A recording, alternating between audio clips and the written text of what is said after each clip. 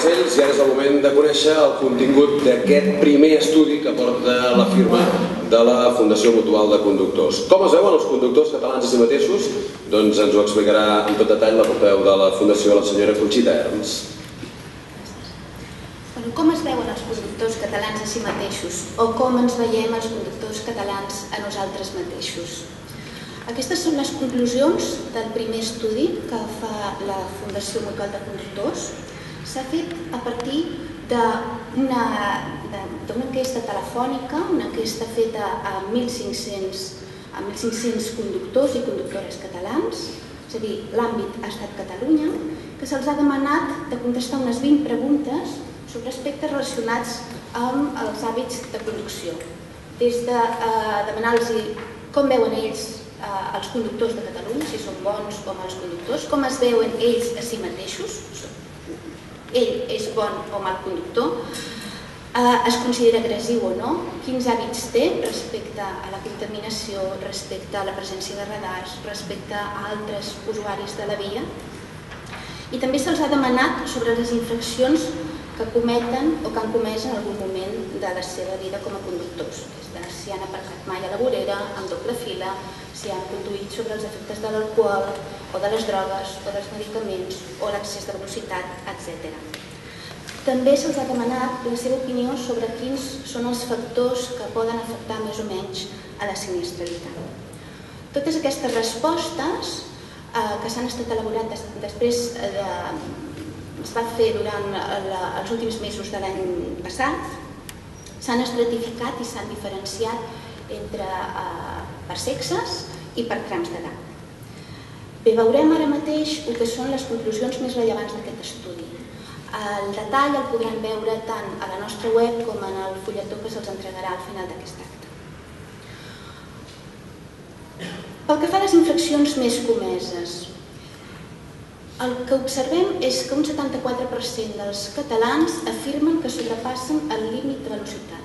3 de cada 4 conductors sobrepassen el límit de velocitat, tot i reconèixer que és un dels factors que més influencien en els accidents, concretament el segon factor, per darrere de la conducció sota els efectes de l'alcohol i les distraccions al volant. És un factor que els enquestats han confessat que ha variat, o sigui que han canviat els seus hàbits després de la instal·lació dels radars. Bàsicament això els homes sí que comenten que ha canviat, que realment són més curosos a l'hora de vigilar la velocitat. Les dones no es nota tant aquest efecte. El nombre d'infractors ens sembla molt elevat, 3 de cada 4, quan la consideració que es té en general sobre la conducció a Catalunya, el 75% dels enquestats considera que els conductors catalans són bons conductors. Percentatge que s'eleva quan es pregunta per ells mateixos. El 95% dels enquestats ha considerat que ell és un bon conductor. Seguint amb les infraccions, quan les analitzem per trams d'edat, veiem que els més infractors són el grup dels més joves. Els conductors entre 25 i 35 anys són els més infractors. Concretament, el 85% dels enquestats d'aquest tram d'edat considera que ha comès alguna infracció en algun moment.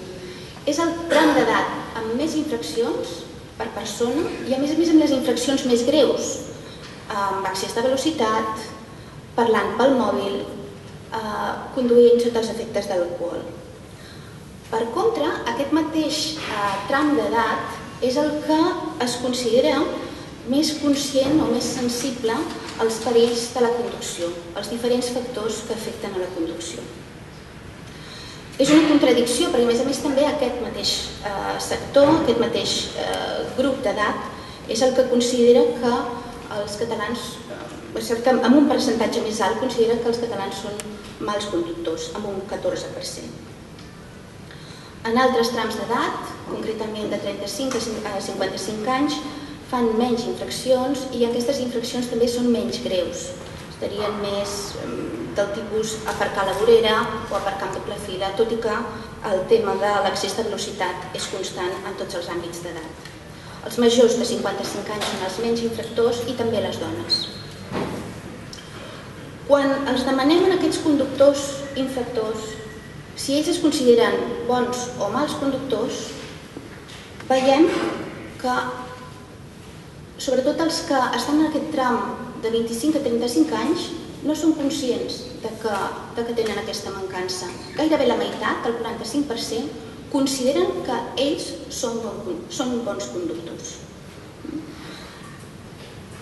Per altra banda, els més grans, els majors de 35 anys, els infractors majors de 35 anys sí que són conscients d'aquesta mancança i només un 9 i escaig % es considera bon conductor.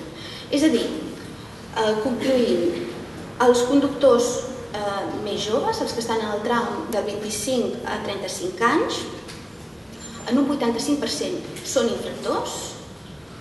Ells es confessen conscients del risc de les infraccions pel que fa a la seguretat a la carretera, però no obstant això, gairebé la meitat consideren que ells són bons conductors. Si mirem un altre aspecte,